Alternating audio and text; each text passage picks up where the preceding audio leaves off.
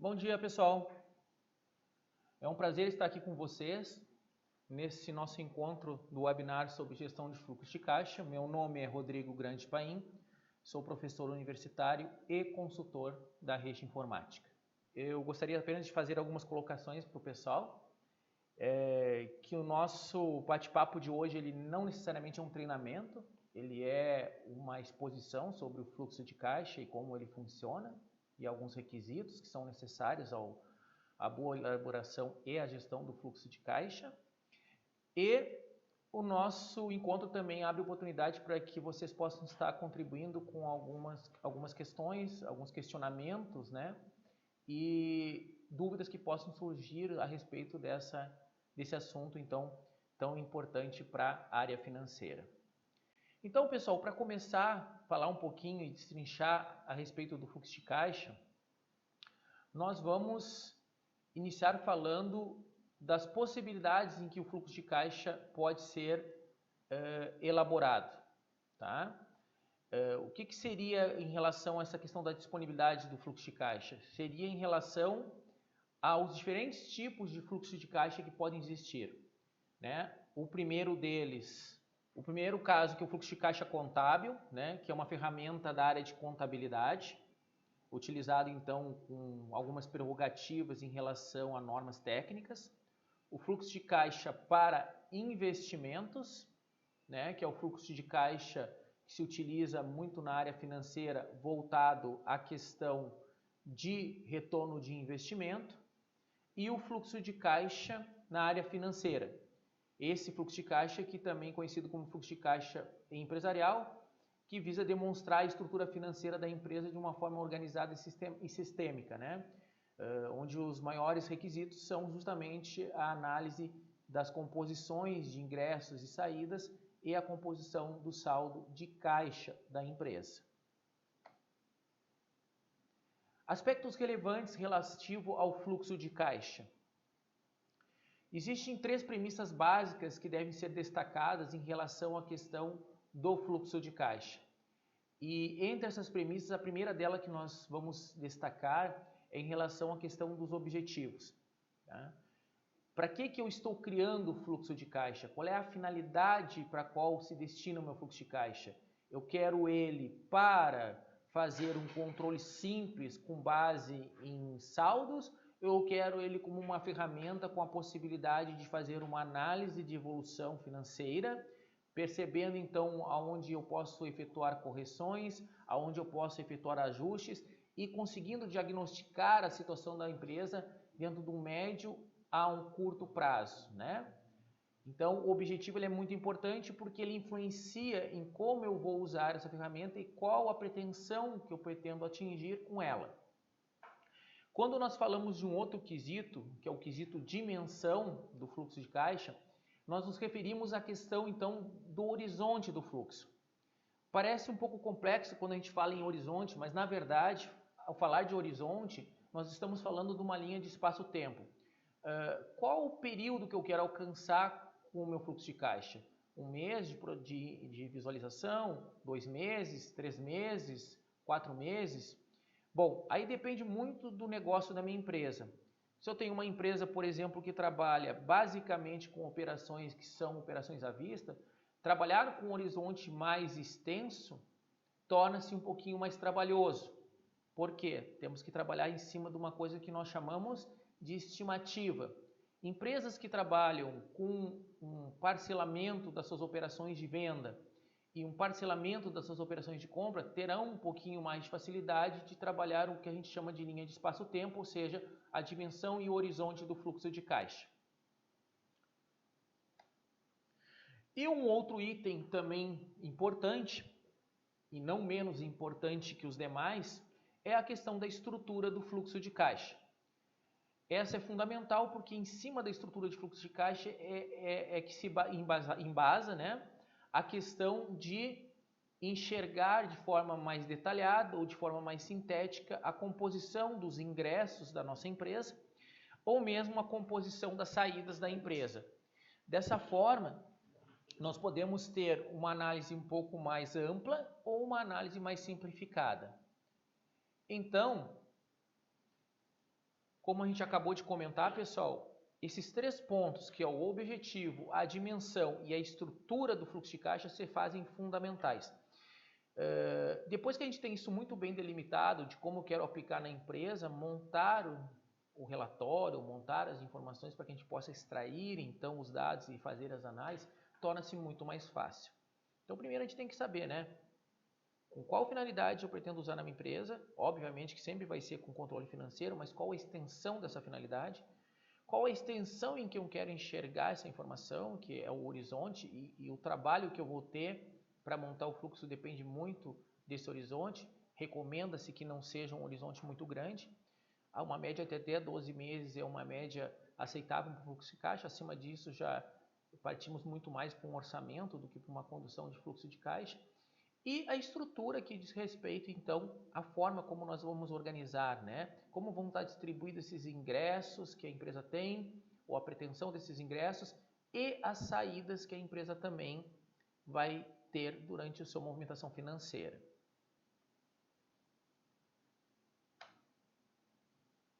Falando um pouquinho, então, da estrutura do fluxo de caixa.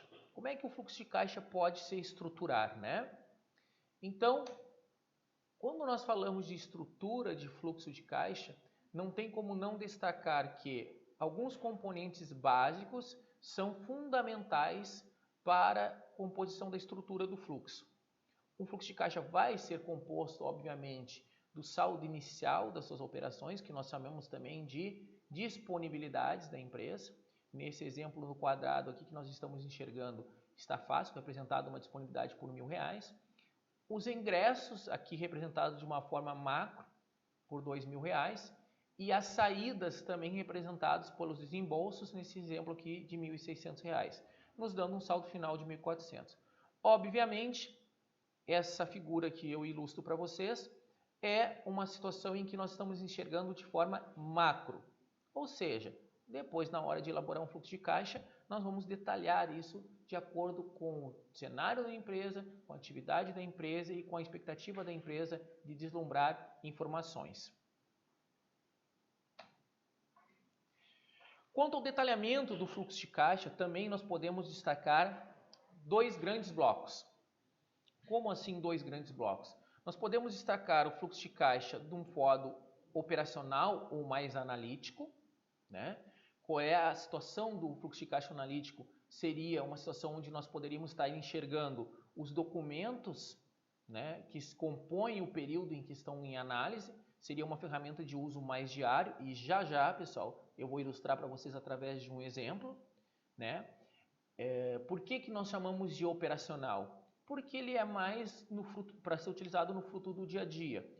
Como está sendo composto o meu saldo de um determinado período, quem são os elementos envolvidos naquele determinado período, quantificando de forma analítica fornecedores, por exemplo, né, e clientes ou fonte de ingressos. E já nós vamos ver um exemplo. A outra forma que nós temos e que nós vamos destacar também é a aplicação do fluxo de caixa numa visão mais gerencial. Como assim gerencial? Sob uma ótica de enxergar a situação financeira da empresa por relevância e não por um detalhamento analítico de clientes e fornecedores, né? Então, essa ferramenta que eu me refiro, que é o gerencial e que já nós vamos também evidenciar um exemplo, eu estou referenciando uma situação onde eu posso enxergar acumuladores, exemplo, né? Como as minhas entradas elas são expressadas na minha empresa. Eu posso expressar minhas entradas ou meus ingressos de diferentes formas. Eu posso verificar como as minhas entradas são feitas por forma de recebimento, por categoria de recebimento, e isso pode ter uma visão diferenciada de acordo com a minha necessidade. Quem trabalha com cobrança bancária, certamente, na sua empresa, já trabalhou com mais que um tipo de cobrança bancária e vai entender que, por exemplo, na questão de análise, as diferentes modalidades de cobrança bancária, elas podem representar pontos de análise diferenciados. Basta que aquela cobrança possa ser uma cobrança talvez vinculada a uma operação de crédito ou não. Mas isso nós vamos ver logo em seguida nas nossas imagens. Então, resgatando a questão do fluxo analítico, nós vemos aqui um exemplo de um relatório. Esse relatório que nós estamos vendo, nós podemos enxergar claramente ali na parte superior, que a seta vermelha aponta a vocês, as disponibilidades da empresa. O que são as disponibilidades, né? O que realmente nós temos ali em caixa na empresa e bancos a pronto uso.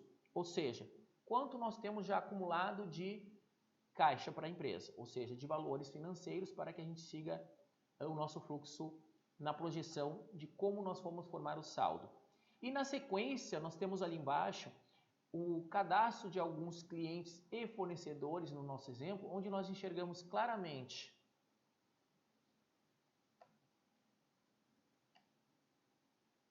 a questão de o que nós temos via de contas a receber, o que nós vemos em via de contas a pagar e o que nós temos em via de saldo após essa projeção do nosso saldo inicial ali de 13.650, do nosso contas a receber, que totalizou 950, e do nosso contas a pagar, que totalizou 420. Então, minha projeção lá para o final do dia 7, considerando saldo inicial, de 4.180. Então, por que eu chamo esse aqui de analítico mais operacional? Porque nós temos condições de, ao mesmo tempo que nós olhamos para a composição formada no saldo de caixa, temos condições de enxergar qualitativamente quem são essas obrigações, quem são esses valores de ingressos previstos para receber.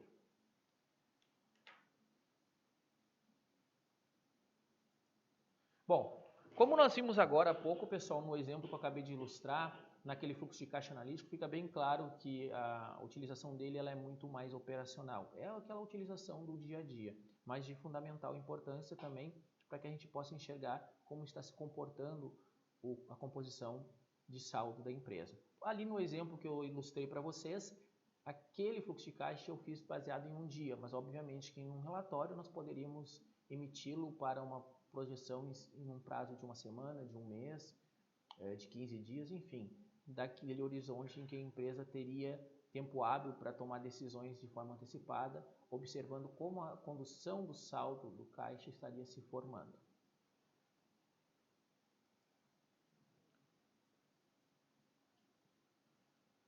Resgatando um pouco a questão da origem do fluxo de caixa, tá, pessoal?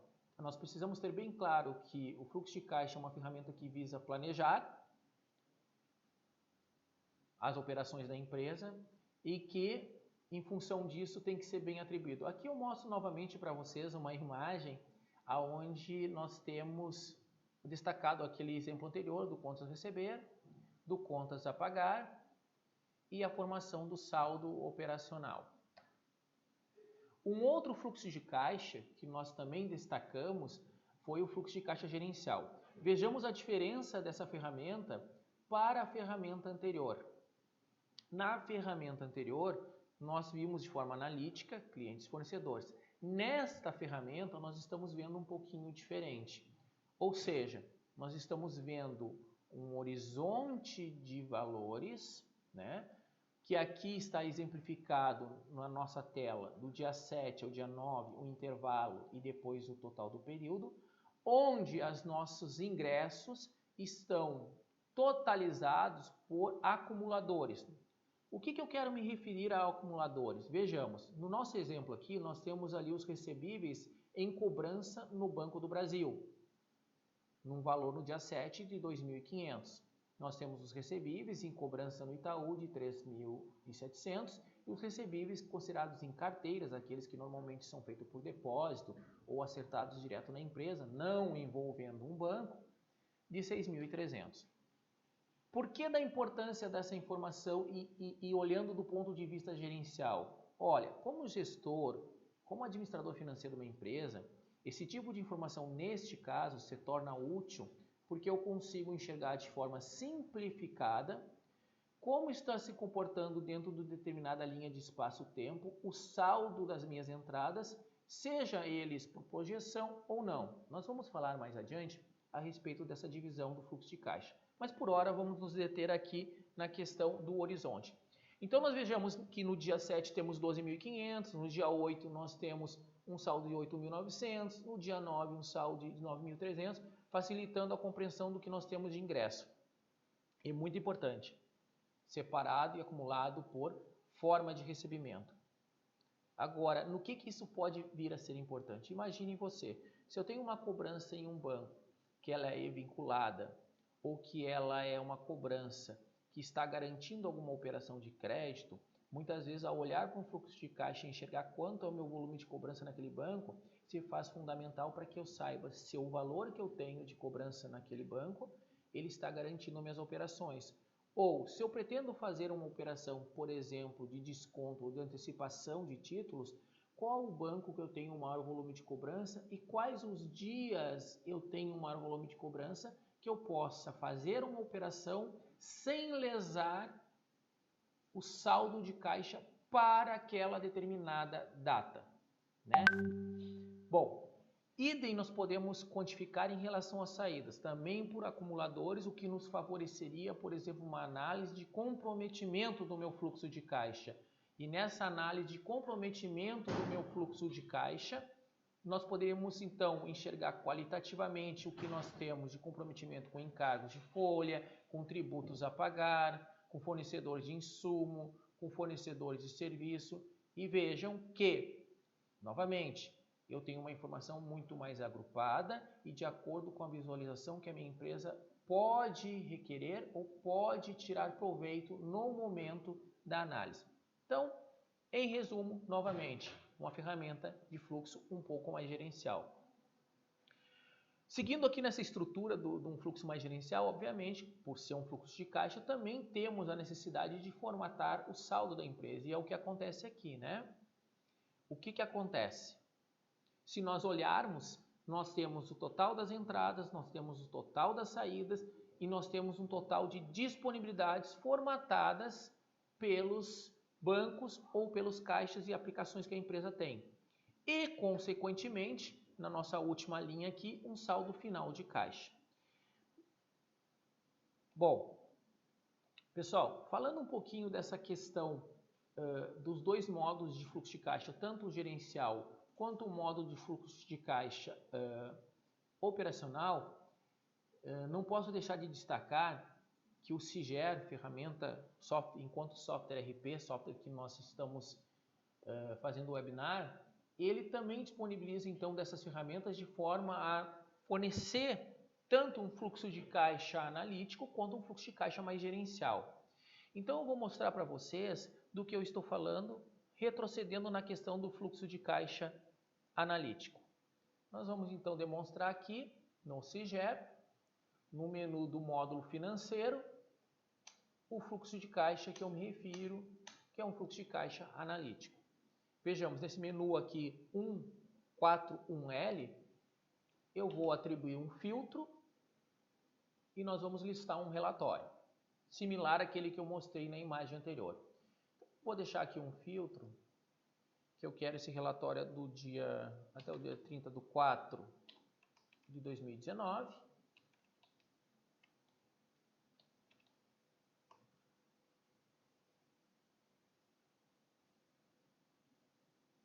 Então, eu vou verificar a questão de que ele traga os saldos dos bancos, né?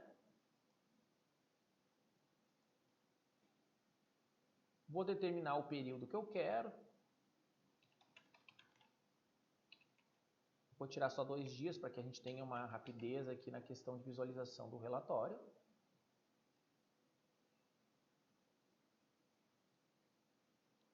Vou desmarcar alguns bancos que estão inativos, mas eu poderia deixar isso pronto em um filtro. E vou botar para rodar. Bom, vou botar aqui para rodar. E vamos abrir aqui.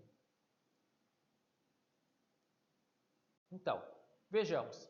Aqui nós temos um relatório já rodado pelo Ciger, que é um fluxo de caixa analítico, né? Aonde nós estamos trabalhando um saldo de composição de disponibilidades, destacados aqui, né? De 427 mil, né? Aproximadamente, certo? Um relatório demonstrando analiticamente os documentos que vão compor aqui no dia 29/4 o meu contas a receber, totalizando previsão de ingressos de 17 mil aproximadamente e previsão de saídas de 3 mil aproximadamente. Nos dando então uma composição de saldo projetado para 29/4, de finalizar o dia, se tudo correr conforme tem que ser, de 441 mil.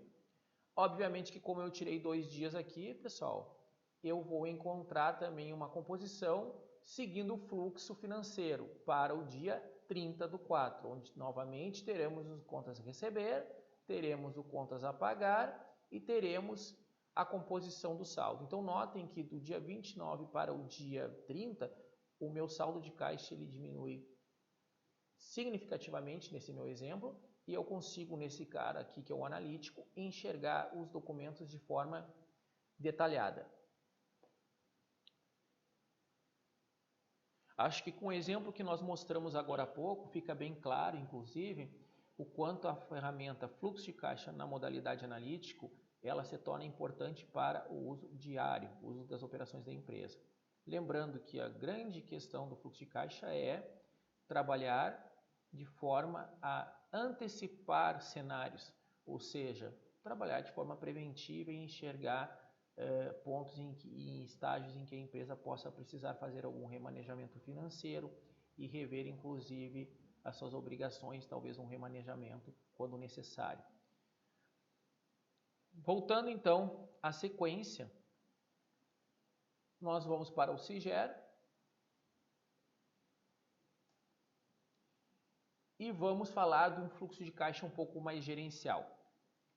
Nesse fluxo de caixa um pouco mais gerencial, nós vamos utilizar esse relatório do sistema RP, que é o relatório 48, chamado Mapa do Fluxo de Caixa com Disponibilidades. Relatório esse que tem um diferencial, porque vejam só, eu posso determinar como fazer os agrupamentos no meu relatório, e nesse caso aqui nós temos aqui os meus entradas podendo ser destacadas por local de cobrança, por grupo de cadastro de fornecedores, por zona de venda dos clientes ou ainda por uma conta financeira. Eu vou deixar por local de cobrança. E as minhas saídas eu posso também escolher por local de cobrança, por grupo de cadastro ou conta financeira. As minhas saídas eu vou escolher por conta financeira. E vou voltar para listar um período aqui, certo? Período esse de março de 2019.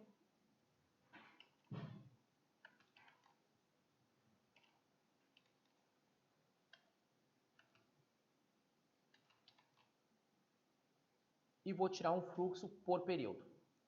Vejam que nessa ferramenta, embora eu não tenha mencionado, como nós estamos falando de sistema, e o CIGER é um sistema muito completo nessa área financeira, nós temos possibilidade de agregar aqui no fluxo de caixa documentos que mesmo ainda não se concretizando, não tendo sido emitido, no caso de uma nota de venda ou de uma nota de compra, nós temos como puxar essas informações, né? Por exemplo, aqui como previsões de compra para trazer as compras para dentro do fluxo de caixa. Bom, eu vou seguir adiante com o meu filtro para que a gente possa entender. Eu vou botar aqui a data de referência. Vou avançar. E não diferente do outro, o que eu posso fazer? Posso desmarcar os bancos que não me interessam ou estão inativos e poderia deixar isso num filtro. Avançar. E ao avançar aqui, então eu teria a possibilidade de deslumbrar o meu fluxo, mapa do fluxo de caixa. E eu vou mostrar para vocês esse cara aqui, que é o mapa do fluxo, então, na versão diária. Então aqui nós temos já o relatório emitido, com aquele cenário que eu comentei com vocês, um fluxo de caixa por período. Nesse período, o período então de intervalo diário, onde nós vamos enxergar aqui, de acordo com o meu filtro, os ingressos por local de cobrança, ou carteira de cobrança, ou portador de cobrança. O fato é que eu consigo então, nesse exemplo, categorizar as minhas entradas. E vejamos, por dia, né? Notem que aqui também na estrutura, nós já vamos falar disso, nós temos duas colunas, previsto e realizado. Idem para as minhas saídas. Eu tenho então um fluxo de caixa por período diário, onde eu também posso enxergar as minhas saídas. Um detalhe muito importante, pessoal, é que muitas vezes se utiliza o fluxo de caixa como ferramenta única e exclusivamente de apuração de saldo, mas ele nos fornece muitas coisas, como, por exemplo, a possibilidade, como já tinha mencionado anteriormente, de fazer uma análise qualitativa. Vejam que aqui nós temos uma análise qualitativa, no caso do fluxo de caixa, nas saídas por acumuladores, né? E aqui os acumuladores são tipos de comprometimento da empresa, com matéria-prima, com embalagem, com beneficiamento, com consumo de produção, enfim, com fretes e carretos de venda, entre outras coisas como desembolsos com assistência médica, FGTS, ingressos de, INSS, Prolabore e outros. Bom, voltando para a nossa questão fluxo de caixa, eu gostaria de explorar um pouquinho mais essa questão da informação do relatório. Então, nós vamos adiante e eu quero discutir com vocês o seguinte. A importância, então, do plano de contas financeiro no contexto do fluxo de caixa. Quando nós falamos de plano de contas, é sempre comum a gente lembrar da questão contábil, porque a maioria das empresas tem essa familiaridade de relatórios contábeis que são extraídas ou da contabilidade interna ou do escritório. O que acontece? Nós estamos falando, obviamente, de um fluxo de caixa, estamos falando de um fluxo financeiro, não contábil. A contabilidade ela tem uma particularidade que é a questão de seguir padrões, normatizações e ter que se limitar muitas vezes a isso. Outra situação muito relevante é que a gente tem que entender que na contabilidade os relatórios que são fornecidos no plano de contas eles são por regime de competência, ou seja, de acordo com a data que houve a movimentação de compra ou de venda nas operações financeiras. Já no fluxo de caixa, a visão é totalmente diferente. Nós estamos olhando para ingressos e desembolsos. E o plano financeiro ele não tem qualquer vínculo de obrigatoriedade em relação ao plano contábil. Portanto, muitas vezes, o que é comum e ocorre é o que a gente chama de uma sobrecarga do plano financeiro, ou seja, a criação de uma estrutura de plano financeiro onde você trabalha muitas contas e a informação se torna às vezes desnecessária e volumosa demais, dando um retrabalho na hora de fazer a manutenção. Então, tem que existir uma clareza nesse ponto de que o plano financeiro ele independe do contábil e embora a gente possa aproveitar algumas coisas, ele deve ser focado a uma necessidade de informação financeira, sob a ótica de ingressos e desembolso, e não sob a ótica de lucro ou prejuízo. Fluxo de caixa é para ver a composição de sustentabilidade da empresa nas suas operações diárias, e não para ver se ela teve lucro ou prejuízo.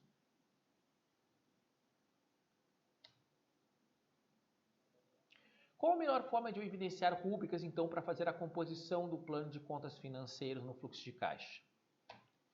Não existe uma regra mágica, tá, pessoal? Então, uma coisa que a gente tem que ter bem claro é qual é a necessidade da minha empresa. Essa é a dica que eu posso dar para vocês. Então, eu preparei aqui algumas perguntinhas para que a gente possa, então, entender ou sempre se questionar quando a gente vai montar a estrutura de um fluxo de caixa. Primeiro, o que é importante para mim enxergar num relatório que demonstra a continuidade das operações financeiras de uma empresa, do ponto de vista depois de gerar uma análise? É importante eu enxergar a participação do meu serviço por tipo de cobrança? Já a gente vai falar um pouquinho disso.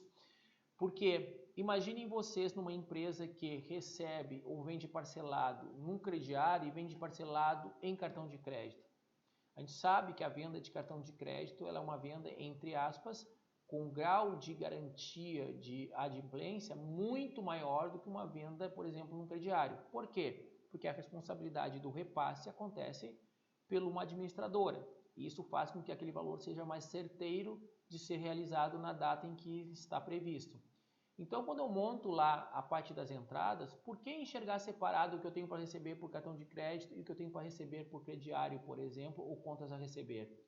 Porque eu posso me embasar naquilo que eu tenho enquanto contas a receber, mais certeiro para a realização e com isso planejar melhor o meu comprometimento. Outra pergunta que eu coloco aqui, né? Importante enxergar a relevância de valores a receber por região. Bom, em determinada empresa, por que não, né? Qual o grau de participação no meu fluxo de caixa em cada região que eu opero a minha empresa? Qual é o grau de contribuição de ingressos, não em relação a lucro ou prejuízo, mas qual é a região em que a minha empresa atua, em que as vendas geram contas a receber com maior amplitude no meu fluxo de caixa? Volto a questionar aquele item que eu mencionei anteriormente. Fluxo de caixa é ingressos por data de previsão de recebimento. Então, não importa quanto eu vendo, e sim como eu vendo e quando eu tenho perspectiva de receber. E isso pode ser interessante por região? Pode, porque eu consigo mensurar como aquela região está contribuindo no meu fluxo de caixa, não na minha receita. Também uma classificação em relação à relevância, né, quanto à linha de grupo de produto ou de serviços vendidos. Também é uma forma que nós poderíamos trabalhar. Quanto é a participação de composição de fluxo de caixa quando eu gero um contas a receber, por exemplo, por grupo de produtos da minha empresa. Para isso eu poderia trabalhar aquela ferramenta que eu mencionei antes, chamada conta financeira. Poderia ter uma conta financeira que representa uma linha de produto e aí eu teria facilmente essa informação também num fluxo de caixa.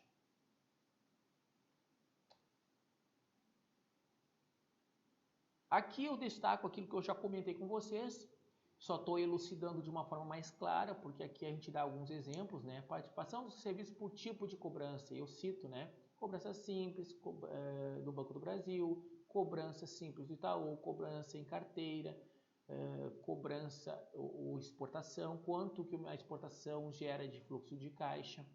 Participação dos recebíveis também, região sul, região norte, região sudeste. Participação de produtos também, né? Aqui um exemplo é quanto que eu tenho de ingressos referente ao serviço que eu presto de reflorestamento, de consultoria técnica, de preparação de solo, de venda de muda. E aí, novamente, não estou olhando para análise de venda, estou olhando para análise de quanto esses valores contribuem na composição do dia a dia do meu fluxo de caixa. E de vez em quando a gente dá uma resgatada, né? Falamos que o fluxo de caixa é importante para planejar, mas também é importante para que a gente organize o dia a dia financeiro da empresa. Possa enxergar com clareza as informações, como a gente acabou de ver na figura anterior. Quanto à parte das saídas, não é muito diferente, né? Nós temos a questão de poder trabalhar as saídas também visualizando por diferentes óticas. Ou seja, aqui no meu exemplo eu dou, né, duas perguntinhas. Importante visualizar as obrigações por tipo de fornecedores, isso é uma opção. Importante enxergar a relevância por tipo de compra ou aplicação da mesma, o que esse fornecedor me fornece, também é uma opção. Então, similar aos ingressos, eu estou aqui tipificando por fornecedor ou posso tipificar pelo que o fornecedor me fornece. Obviamente, nós sabemos que muitas empresas vão ter fornecedores que geram para a empresa um volume de operações financeiras que é referente a diferentes itens. Por exemplo, um fornecedor que pode prestar tanto serviço quanto venda de produtos. E qual a composição no fluxo de caixa de comprometimento que se refere ao que ele me vende e que se refere ao que ele me presta enquanto serviço. Essa informação também pode ser separada num fluxo? Pode. Quando deve ser feita? Quando essa informação se torna relevante financeiramente para a empresa. Novamente, eu exemplifico na figura a seguir, né? Ali um exemplo do quantificado e detalhado por tipos de fornecedor, né? Fornecedores de insumo, exclusivos, fornecedores de insumos substituíveis. Para uma empresa que trabalha o fluxo de caixa, que a gente chama que é o saia justa, aquela empresa que trabalha com margens pequenas, tem seu prazo de venda às vezes muito restrito e tem o seu prazo de compra também mais restrito ainda, né? Muitas vezes a empresa se vê forçada em uma situação que ela precisa, obviamente, rever os prazos e renegociar pagamentos. E como eu consigo enxergar isso de uma maneira fácil no fluxo de caixa, de quanto eu tenho de valores que eu não posso deixar de pagar, quanto que eu tenho de valores que eu posso deixar de pagar ou posso renegociar porque os meus fornecedores são mais flexíveis. Mas de pronto uso, eu consigo enxergar isso ou preciso tirar um relatório e ir marcando fornecedor a fornecedor? Aqui nós temos duas categorias, né? fornecedores de insumos exclusivos. Entende-se que nesse cenário seria uma categoria lá no fluxo de caixa de valores que eu sei que eu não posso literalmente pisar na bola com o meu fornecedor, seja porque ele é único, seja porque ele me vende, mas ele tem muita gente batendo na porta dele querendo comprar, e se eu atrasar com ele ou eu pisar na bola, eu perco ele e aí eu leso minha operação. Seja com fornecedores de insumo que está ali como substituíveis, que são aqueles que, se eu tiver algum problema de natureza comercial, eu posso sim encontrar um outro fornecedor que me atenda nos mesmos moldes, ou que esse fornecedor ele seja mais flexível na questão de negociação de prazos de pagamento, caso eu precise prolongar algum prazo, né? Mas eu preciso quantificar isso. E como eu enxergo essa quantificação no meu fluxo de caixa? Eu estou preparado para isso no fluxo de caixa? E ali quanto ao tipo de aplicação, né? Aí eu divido um pouco não quanto ao tipo de fornecedor, mas quanto ao tipo de produtos, onde esses produtos estão sendo direcionados, né? Meus desembolsos no caixa estão sendo direcionados sob uma visão de saída de valores e não de lucro ou de prejuízo, né? Aonde eu tenho maior grau de desembolso no fluxo de caixa? É lá no que eu compro para pagar e está direcionado a um viveiro 1, viveiro 2, é com gasto de pessoal, é com gasto de pessoal do viveiro 2, enfim, esse agrupamento ele pode ser direcionado de acordo com a necessidade da empresa. Aqui nós temos então, para finalizar essa parte do plano de contas, uma imagem, né? Onde nós temos dois planos de contas, e notem que no primeiro ali na nossa esquerda, ele separa as entradas por tipo de clientes, né? Contratos, clientes sem contratos, serviços de assistência. Já no da nossa direita nós temos por tipo de recebimento. Qual dos dois é o certo? Bom, qual a informação é mais valiosa para mim? Ou melhor, eu posso tirar das duas formas? Pode. Há pouco, e eu vou voltar ali para mostrar para vocês, nós falávamos do SIGER e nós falávamos de um relatório. Eu vou voltar nesse relatório e vou mostrar para vocês. Olha aqui, ó, as minhas entradas. Local de cobrança, ou tipo de cobrança, grupo de cadastro, quem são meus tipos de cliente, ou mesmo zona, aquele outro exemplo que eu falei por região do país, ou eu quero tirar o mesmo relatório por conta financeira. Observem que a praticidade de um RP é que eu posso tirar o mesmo relatório e aí, nesse caso, eu não preciso me privar de poder fazer diferentes análises, porque são os mesmos dados, porém, tabulados na sua saída final com acumuladores de naturezas diferentes. Eu, então, consigo ter informação para analisar de formas diferentes.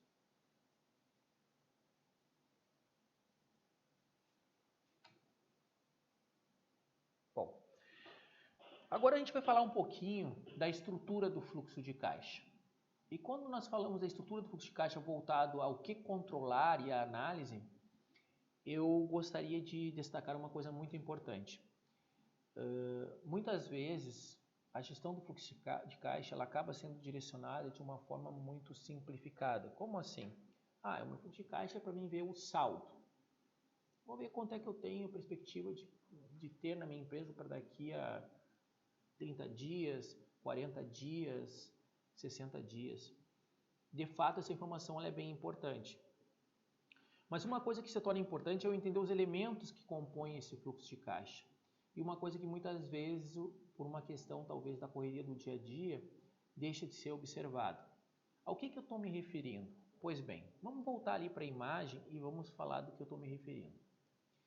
Se vocês olharem aqui para essa minha imagem, eu estou separando aqui na estrutura dos saldos a controlar 3 blocos: disponibilidade, valores a receber e valores a pagar.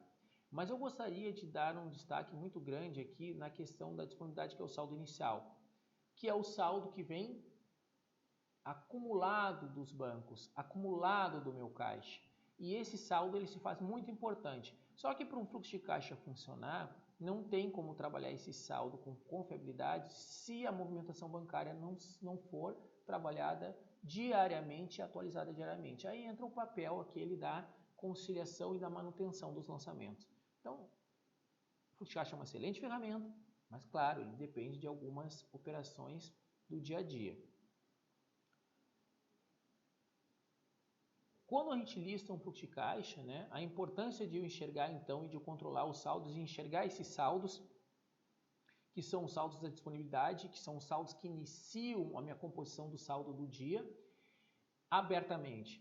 É claro que para uma tomada de decisão, se nós olharmos o exemplo que vocês estão visualizando, nós temos um total de disponibilidade aqui, ó, de 1.100, que é o confronto dos R$500 no caixa, do negativo do banco X e do banco Y, que é de 900, 1.100. Mas claro que no fluxo de caixa eu enxergar isso aqui é importante. Por quê? Se eu observar a realização de entradas de 12.500, a realização de saídas de 4.800, o que me dá uma sobra nesse dia de 7.700, eu ainda tenho mais 1.100 no acumulado de saldos que vem da minha disponibilidade, eu fecho em 8.800. Mas isso aqui é muito importante porque ao olhar para esse fechamento eu sei que no dia 7 eu tenho que fazer um suplemento de saldo para a conta do banco X. Ou seja, eu crio um acompanhamento, um monitoramento e com isso eu evito, por exemplo, de dar com um pouco até a percepção de que eu paguei juro numa conta simplesmente porque eu não fiz o remanejamento do saldo bancário. Então, ter isso aberto no fluxo de caixa facilita no dia a dia do gestor enxergar essa informação e evitar que eu deixe de fazer uma operação que tem que ser feita por falta de visualização da informação.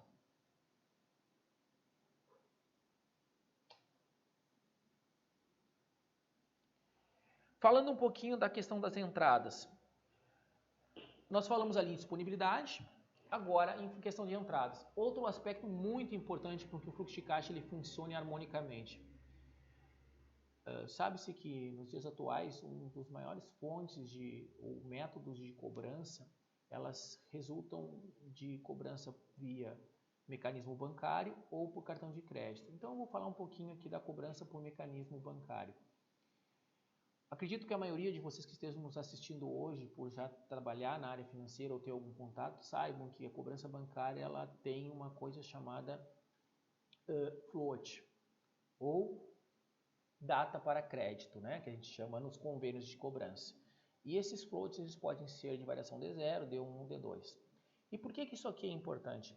Porque lá quando você tem um fluxo de caixa, a gente está olhando por data de efetiva previsão, digamos assim, de recebimento ou de pagamento. E na cobrança bancária, eu trabalhar com data de vencimento não é a mesma coisa do que eu trabalhar com a data em que efetivamente aquele valor estará disponível para mim, para que eu possa usar. Então aqui eu mostro um exemplo, né? Um título que, digamos que corra tudo certo, ele vence no dia 7 e seja liquidado, pago em dia pelo cliente no dia 7, ele só vai ser recebido no dia 8/5 se o seu convênio lá com o banco for D1. Então quando você monta o seu fluxo de caixa, essa informação é importantíssima, porque senão você vai estar trabalhando com posições de saldo diário diferente daquilo que efetivamente tem previsão de acontecer. Então, você tem que estar atento lá na hora de fazer seu fluxo de caixa para que seus mecanismos de controle estejam ajustados e possam controlar isso. E aí eu vou dar uma fugidinha novamente no Sigero para vocês entenderem do que eu estou falando. Olha só, quando uma ferramenta ajuda, né? Os locais de cobrança aqui na ferramenta do Sigero, que é onde eu aloco para receber meus recebíveis na cobrança ou pagamentos. Vejam só, eu vou pegar aqui o 1, não, vou pegar o 2, vamos pegar um local de cobrança, Banco do Brasil. Então observem aqui que eu vou mostrar para vocês, pessoal. No Banco do Brasil, ó, aqui no Sigero não chamamos de float, chamamos de dias para fluxo, já está ajustado. Toda e qualquer cobrança que for colocada no Banco do Brasil, ela automaticamente vai sugerir que a data de fluxo de caixa é um dia a mais do que o dia do vencimento. Então, no nosso exemplo, se eu estivesse no Sigero fazendo uma cobrança que o vencimento fosse dia 7/5, mas eu colocasse no local do Banco do Brasil, que é aquele que a gente acabou de ver na telinha do Sigero, ele sugeriria para a data do fluxo de caixa o dia 8, deixando o fluxo devidamente ajustado.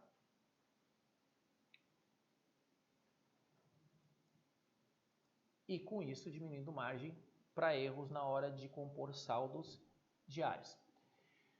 Outra informação também importante para quem trabalha na gestão financeira é ter a adequação dos valores que são efetivamente previstos para entrar no fluxo de caixa. E aí nós vamos falar um pouquinho também do cartão de crédito, né, que se tornou cada vez mais comum nas operações, principalmente no varejo e no atacado, né? Cartão de crédito, qual a relevância, né? Obviamente, primeiro, saber ou ter perspectiva de quanto aquele valor vai entrar. Aqui, então, nós temos um exemplo aqui das operações possíveis com cartão de crédito, venda à vista, né? Considerando um convênio que vai projetar o valor para receber 30 dias depois da data de venda, um parcelamento de loja que vai projetar as entradas 30, 60 ou 90 dias a partir da data de venda, e um parcelamento administradora que a empresa vai receber lá e o dono do cartão se vira para pagar para o administrador. Mas o mais importante, além dessa questão dos ajustes dos prazos na hora de lançar no fluxo de caixa, é a gente ter consciência de que no fluxo de caixa o valor que tem que ir para lá é um valor líquido da operação, né? E não o valor bruto, é o valor que efetivamente tem pretensão de entrar quando for repassado pelo administrador. Então isso é um cuidado também que se deve ter, por exemplo, em relação ao tratamento das entradas. Entre outros, aqui a gente revelou 2 cenários que são importantíssimos porque podem distorcer o fluxo de caixa. Uma cobrança que é descontada pode aparecer no fluxo de caixa? Não, não pode, não deve, porque você já recebeu aquele valor antecipado. E aí eu volto para o nosso amigo aqui, o SUGER, e mostro para vocês aqui, local de cobrança. Poxa, vamos pegar aqui um local de cobrança, Banco do Brasil. E vamos imaginar que esse local de cobrança é um local que eu faço desconto de cobrança. Então aqui a gente tem, né? Um campinho que eu poderia estar marcando, onde eu estou dizendo que considera o fluxo para fluxo de caixa como cobrança descontada. Se eu marcar esse cara aqui, eu tenho total despreocupação que quando ele está no fluxo de caixa, todos os títulos que estão no Banco do Brasil, nesse local 4, não irão aparecer. E não devem. Não devem, porque senão eu vou ter uma visão distorcida. Eu já recebi esse valor.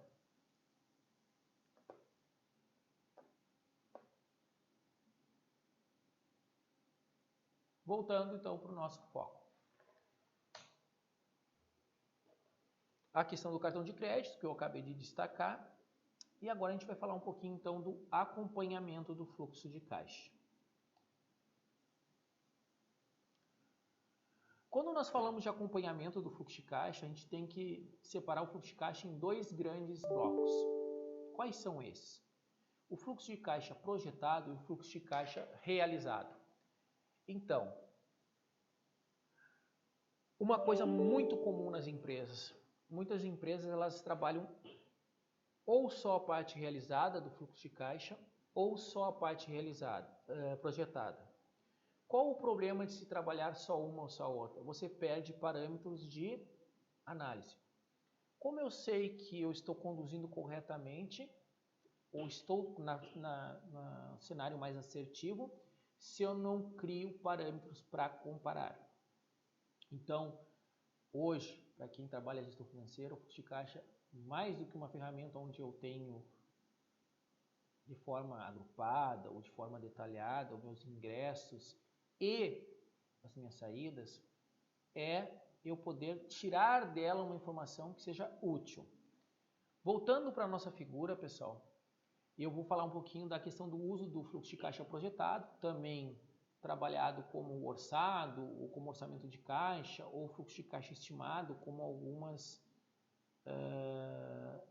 literaturas comentam. Finalidade, né?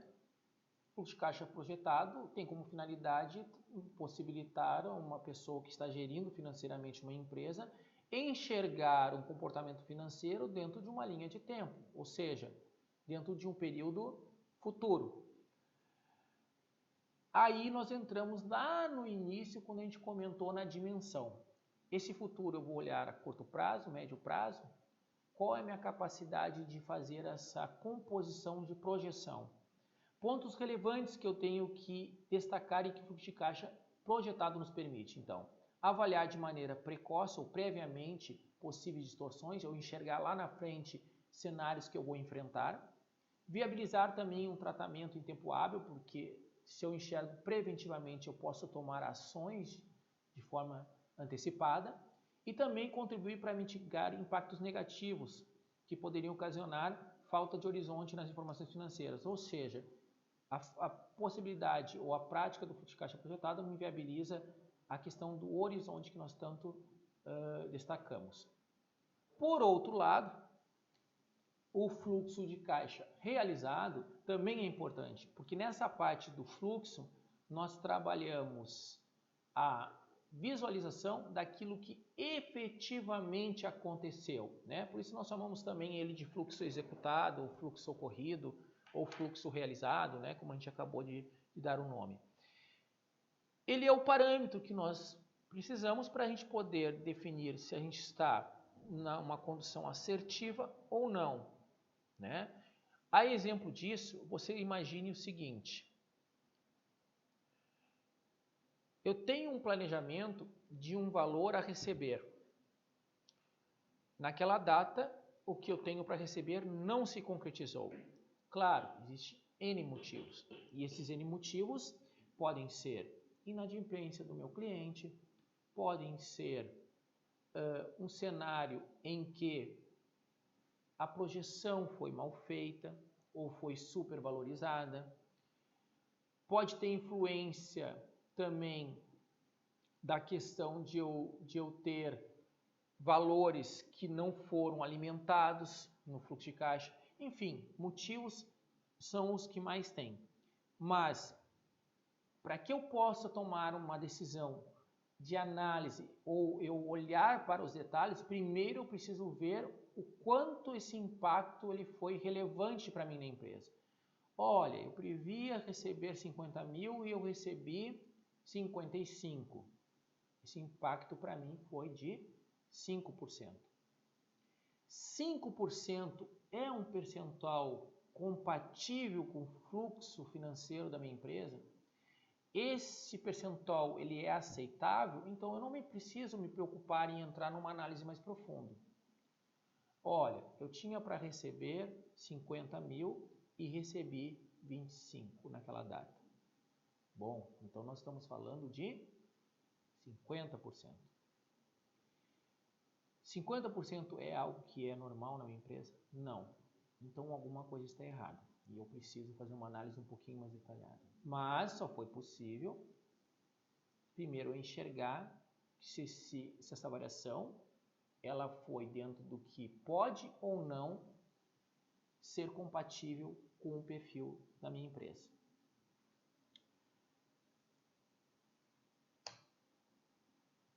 Então, buscando um pouquinho da questão do fluxo de caixa e resgatando lá do início, nós falamos de planejar, falamos de organizar e falamos de coordenar e controlar.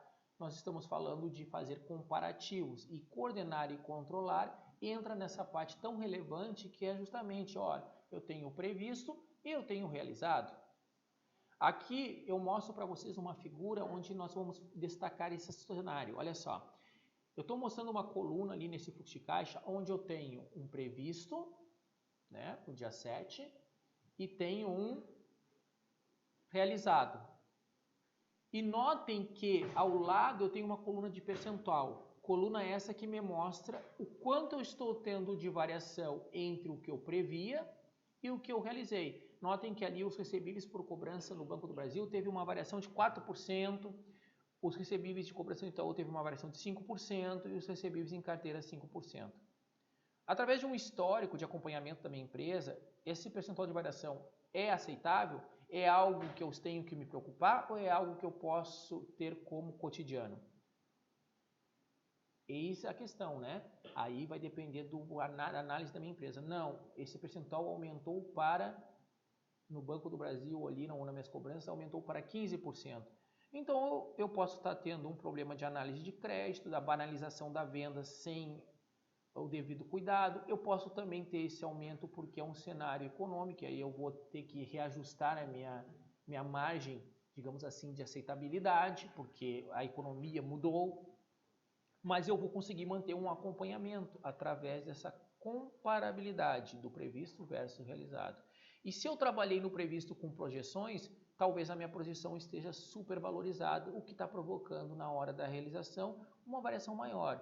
Por quê? Porque talvez eu lancei um documento ou trabalhei uma meta de venda muito maior do que efetivamente era o possível de se atingir. E aí, claro, na hora da realização, essa variação acaba se tornando maior do que eu esperava. Bom, ainda com relação a essa questão, pessoal, eu gostaria de trazer um destaque por um relatório do Ciger, que eu vou mostrar esse mesmo fluxo de caixa, só que eu vou mostrar ele de forma mensal. Então, eu vou entrar aqui no Ciger.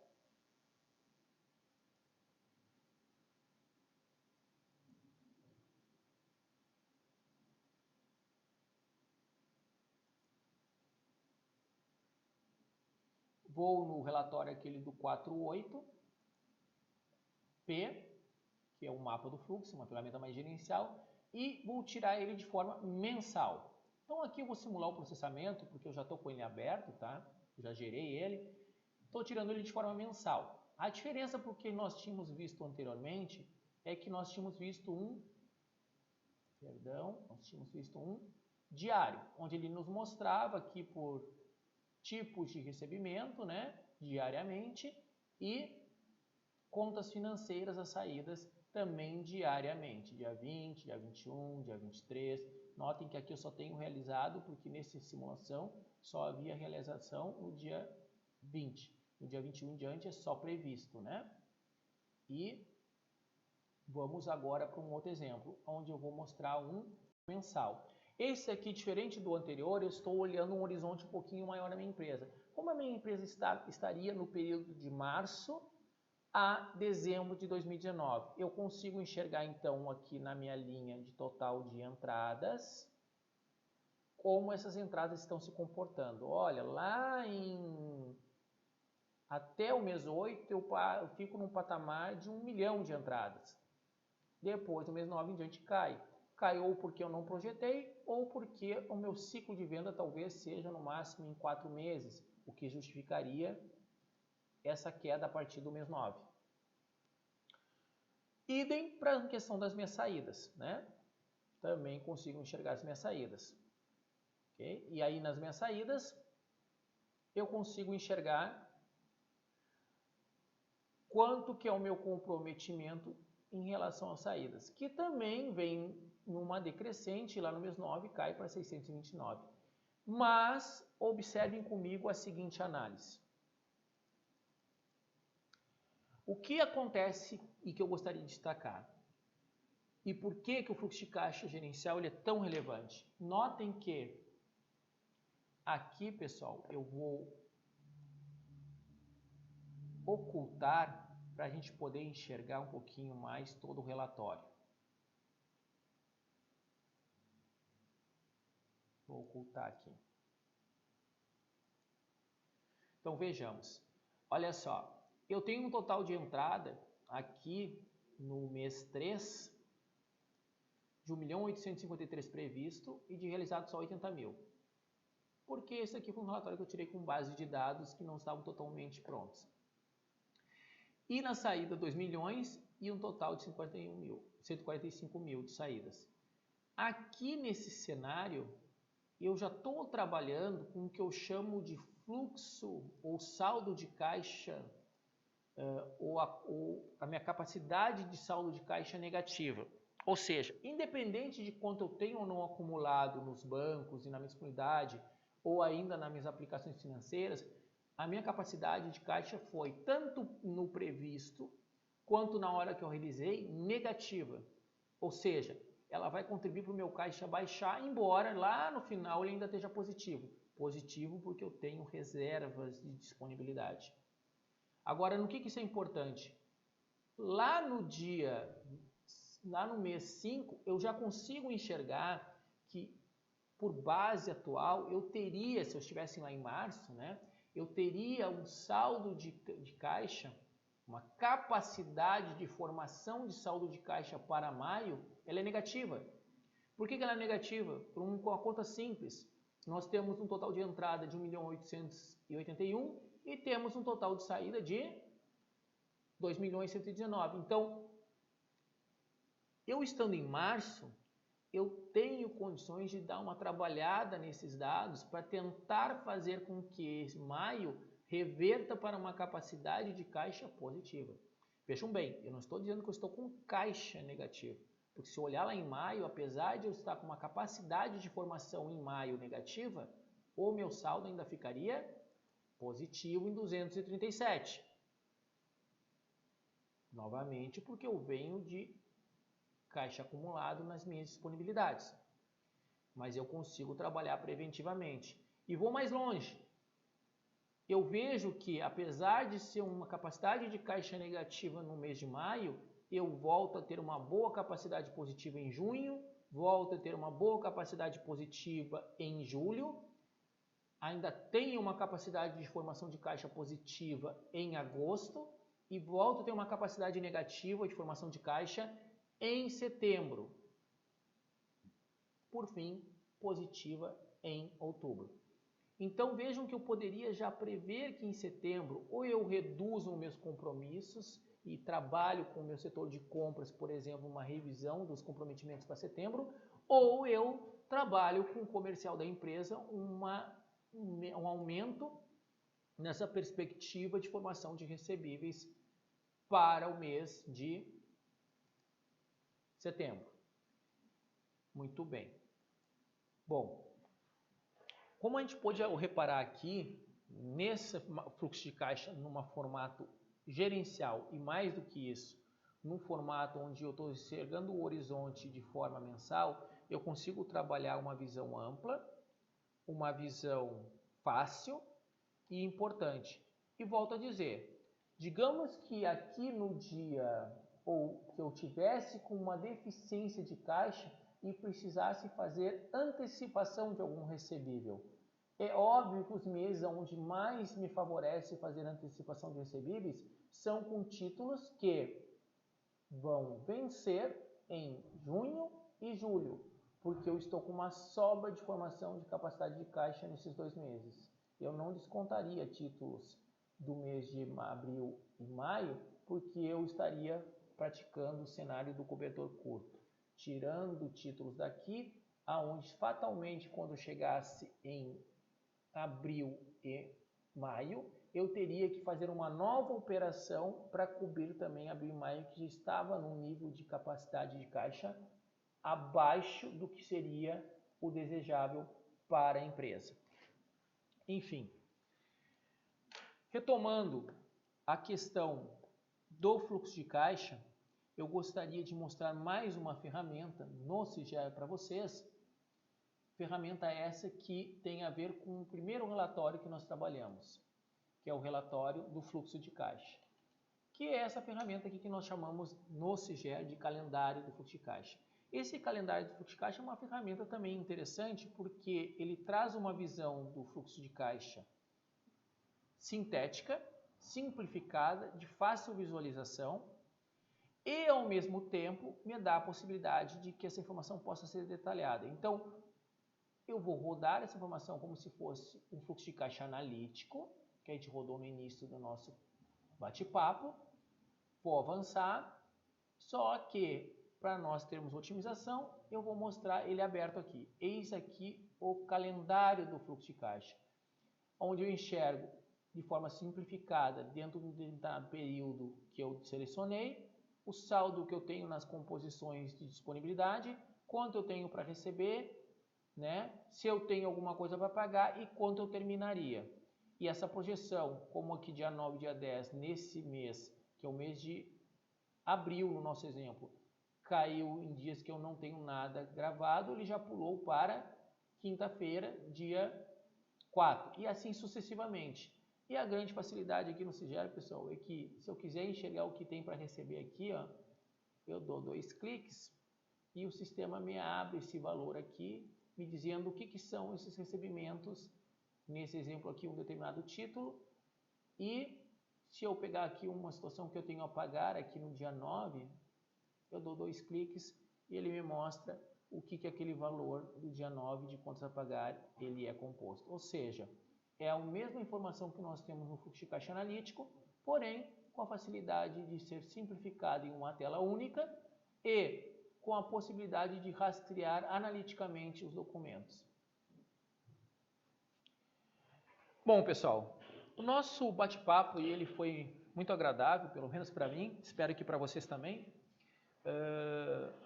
A nossa intenção aí era fazer uma exposição para vocês sobre fluxo de caixa, sobre os aspectos relevantes na composição do mesmo, pontos que se tornam importantes, visões que nós podemos trabalhar ao estruturar o fluxo de caixa e espero realmente que esse nosso bate-papo aí de 1 hora e pouco, ela tenha contribuído um pouquinho para vocês terem uma visão um pouquinho mais gerencial e sistêmica do fluxo de caixa.